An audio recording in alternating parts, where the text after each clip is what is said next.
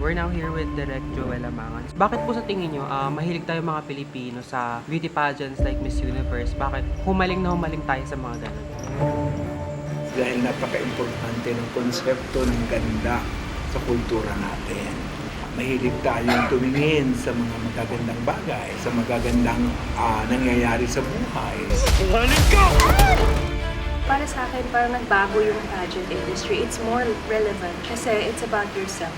It's not about just being a beautiful woman, but it's about how you represent yourself, how you can inspire more people.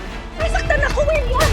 Isabella and Olivia are two best friends that are passionate about beauty pageants. They've always supported each other throughout their young years and even into the pageant industry. Super ambitious na beauty queen ako na ang tinignan ko lang talaga yung corona. And I didn't care about the people around me.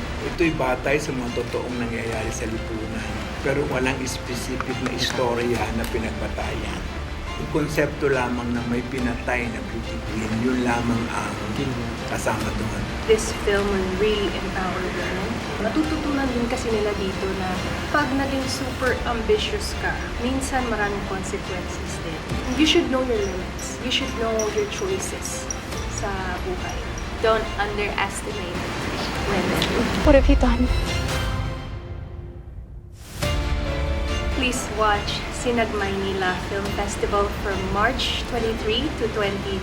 Catch our movie All About Her on the 2026 Sinag Maynila Film Fest. The awards night will be on March 28, 2026. Ito na po ang All About Her. Sana po tangkilikin nyo rin. Maraming pong salamat.